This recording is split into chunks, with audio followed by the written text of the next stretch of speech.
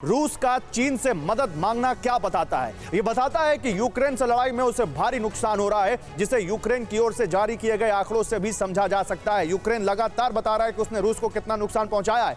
13 मार्च तक के आंकड़ों के मुताबिक युद्ध में रूस ने 16,000 से ज्यादा जवान गंवा दिए हैं, 1286 बख्तरबंद गाड़ियां, आर्मर्ड व्हीकल जिनको कहते हैं, 394 टैंक, 462 तोप, 100 फाइटर जेट्स, 60 हेलीकॉप्टर और 116 एंटी एयरक्राफ्ट सिस्टम भी तबाह हुए हैं। और ये केवल हथियार नहीं है, इनको पैसों में तौलेंगे आप तो ये हजारों करोड़ों का नुकसान होता है। कर्नल टिक्कू, इस पर क्या रिएक्ट करना चाहेंगे? मैं इस खबर को रिलायबल नहीं मानता हूं, क्योंकि रशिया एक सुपर पावर रहा है और उसके पास इतने उपकरण हैं, उतना साजो सामान है कि वो एक यूक्रेन के साथ डील कर सके।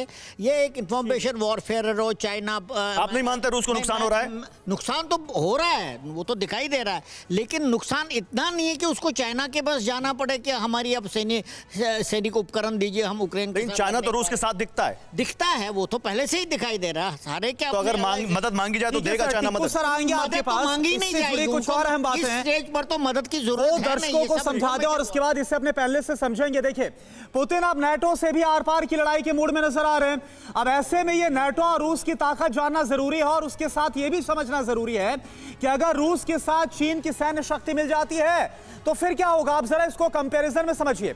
अगर सैनिकों की संख्या की बात करें तो नाटो देशों के पास 54 लाख से ज्यादा सैनिक है और रूस के पास सिर्फ 13.5 लाख सैनिक। लेकिन अगर उसके साथ चीन के 31 लाख से ज्यादा थल सैनिक जुड़ जाते हैं तो नाटो को कड़ी टक्कर मिल सकती है। तो यह पहला सैनिक के लिहाज से कंपैरिजन। अगला, नाटो मुल्कों के पास टैंक की तादाद 14,500 से ज्यादा है, जबकि रूस के पास अकेले करीब 12,500 टैंक है और चीन के 5,500 टैंक मिलने पर रूस का नाटो पर भारी पड़ना तय हो जाएगा। अगला, अगर हवाई शक्ति का जिक्र किया जाए, एयर डिफेंस, हवाई शक्ति की बात करें तो नाटो देशों के पास करीब 21,500 एयरक्राफ्ट हैं, रूस के पास करीब 4,000 है, लेकिन चीन के करीब 3,500 एयरक्राफ्ट उसकी हवाई शक्ति को करीब दोगुना कर देंगे। यानी कि यहां पर भी रूस भारी पड़ता नजर आ रहा है। अगला कंपैरिजन, नौसेना की बात करते हैं तो यहां पर नाटो मुल्कों के पास रूस से कई गुना ज्यादा युद्धपोत हैं, लेकिन चीन से के 777 युद्धपोत जुड़ने से रूस की समुद्री पावर भी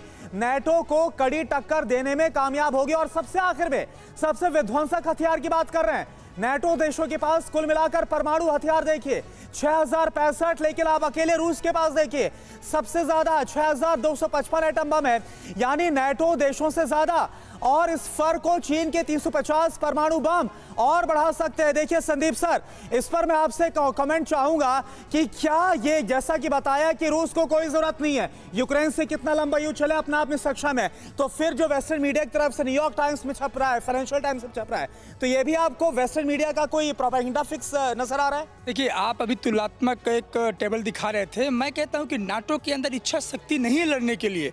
अभी पोलैंड, जब अमेरिका ने पोलैंड से कहा कि MiG-29 आप यूक्रेन के दे दो, पोलैंड ने कैटेगोरिकली इस बात को रिजेक्ट किया।